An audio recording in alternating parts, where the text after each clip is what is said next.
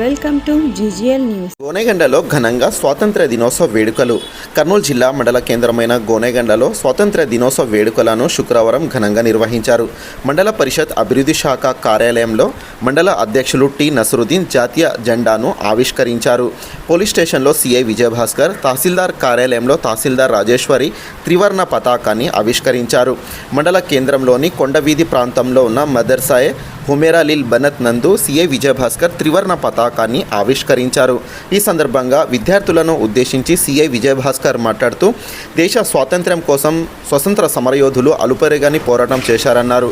సమరయోధుల త్యాగాల వల్లే భారతదేశానికి స్వాతంత్ర్యం లభించిందన్నారు.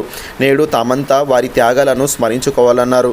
దేశ రక్షణ కోసం యువత ముందుండాలన్నారు.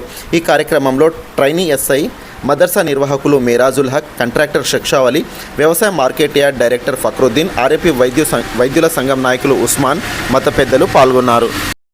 స్వాతంత్రానికి రాలేదు. 1947 మన దేశం బ్రిటిష్ పాలన నుండి విముక్తి చెందిన రోజు. ఈ మహానీయుల యొక్క అన్ని రకాలుగా వారి యొక్క ఆశ, వారి యొక్క కృషి మన భారతదేశంలో ప్రతి ఒక్క పౌరుడు అభివృద్ధి చెందాలి, మన దేశం అభివృద్ధి చెందాలని నేను కోరుకుంటూ ఈ యొక్క సభని సమాప్తం చేస్తున్నాను.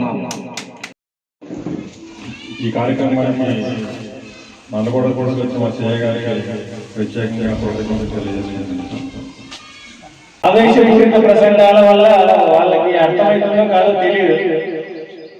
వాళ్ళకి మన పూర్వీకులు అంటే ఇందాక ఎస్ఐ గారు చెప్పారు కదా, స్వాతంత్ర సమరయోధులు మరియు దేశాన్ని అభివృద్ధి చెందడంలో తమ వంతు కీలక బాధ్యతను పోషించిన దేశ నాయకులు గొప్పవాళ్ళు మహాత్మా గాంధీ, అల్లూరి సీతారామరాజు, నేతాజీ సుభాష్ చంద్రబోస్, భగత్ సింగ్, అంబేద్కర్ గారు,